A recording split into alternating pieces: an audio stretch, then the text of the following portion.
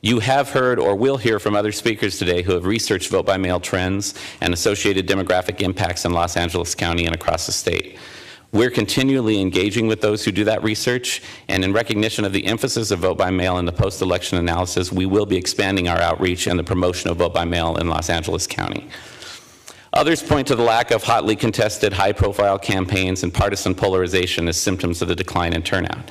Many contend society, and younger generations in particular, are just apathetic and disengaged. Yet research indicates a higher rate of participation in other forms of civic engagement, such as volunteerism and community activism.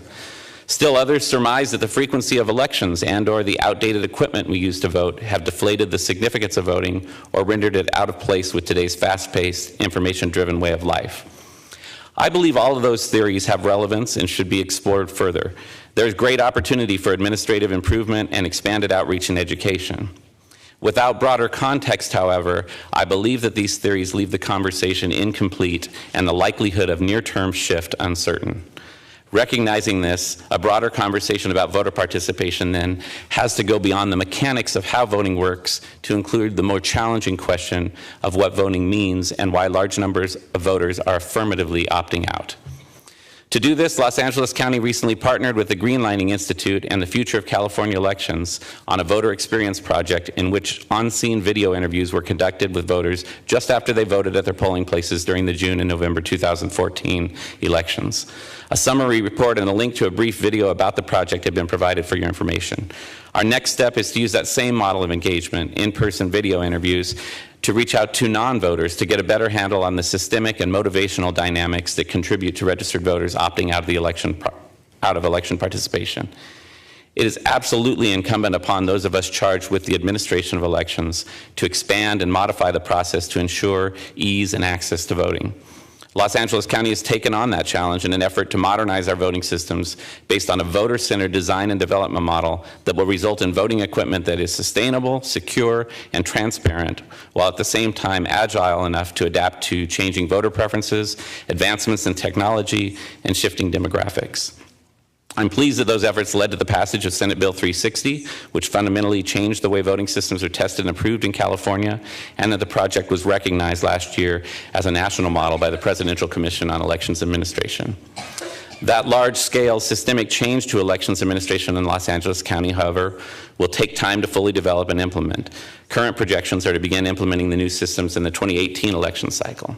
In the interim, it's critical that we maintain the integrity and viability of our existing systems, and that we expand administrative efforts to increase voter engagement and participation as we bridge to a more modernized voting experience.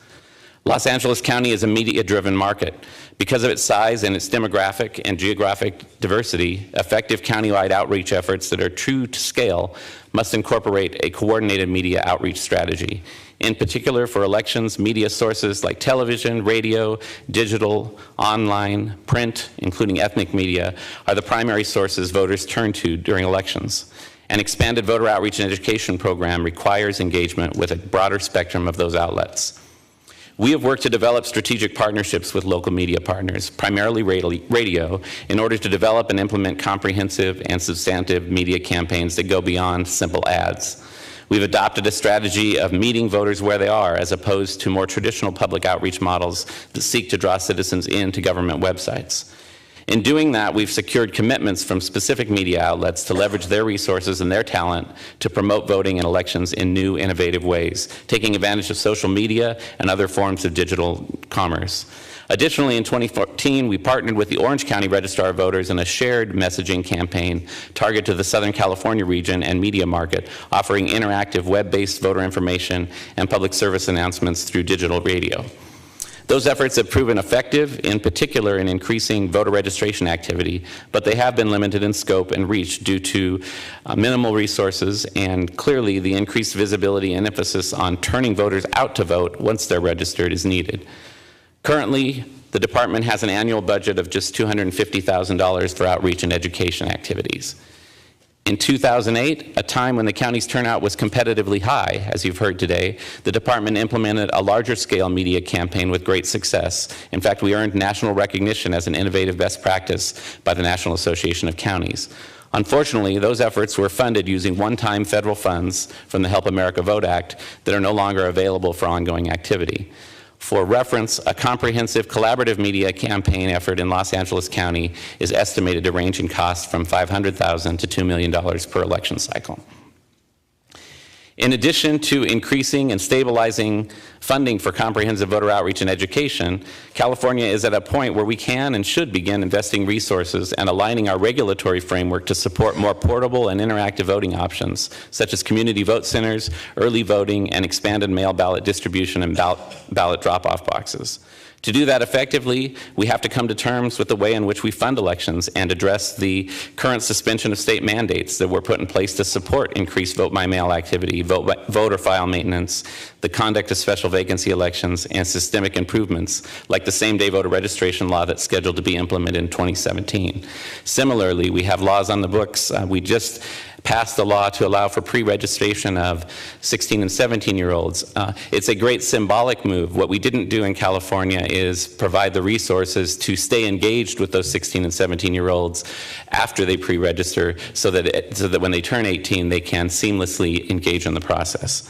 We also need to address issues of voter fatigue resulting from the frequency of elections and the overlap of local elections. And this is a phenomenon that's exaggerated in Los Angeles County, where since 2009 we've conducted a total of 38 elections, and that doesn't include the elections that are independently conducted by many of our cities. This includes the upcoming March 17th special vacancy election in the 21st State Senate District, where only one candidate will appear on the ballot. But full-scale election with all its complements is mandated at an estimated cost of $1.4 million that will be borne by Los Angeles County. Those are resources that arguably could be better used to support voter outreach and education activity, and the frivolity of the election impacts voters' impression about the importance of voting. Better use and collection of data is another focus area. We need to look at microdata analysis to ensure that efforts geared toward increasing voter participation don't simply address overall turnout, but that they measure the impact and engagement of traditionally underserved and underperforming communities as well. In that regard, it's important to maintain voter education programs and voter information on a year-round basis, not limited to the period just ahead of the election. Finally, as a community at large, government, nonprofits, civil rights organizations, advocacy, and private enterprise, we all need to identify the events, examples, and medium necessary to inform or remind the electorate of the power of the vote, the leveling impact it can have on the political playing field, the linkage between citizen-driven elections and the adoption of public policy, the foundation it provides for ensuring public safety and other essential services, and the voice it provides for those who would otherwise be voiceless. To that end, I have engaged our Community Voter Outreach Committee, representing over 200 community and non-governmental organizations, and a subset advisory committee to help develop a strategy and approach to voter engagement specifically geared toward participation in the 2016 election cycle. Preliminary discussions started earlier this year and will continue in the weeks and months ahead. History has shown that when the electorate is engaged and the power of the vote is ignited, citizens will exercise their right to vote without regard to place, date, time, options, or equipment. As we look at increasing our investment in improving the voting experience in Los Angeles County and statewide, we must match that with efforts to reconnect our community to the power of its franchise.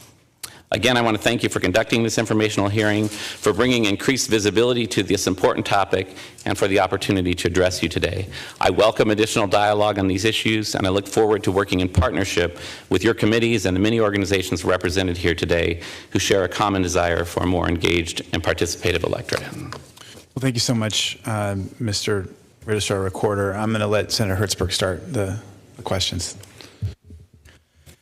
Let me just reiterate what the Secretary of State says. As I've traveled around the state being involved in this issue, you are indeed the gold standard.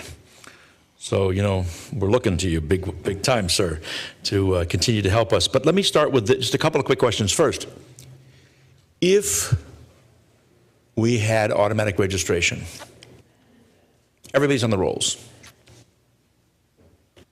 how would you implement that?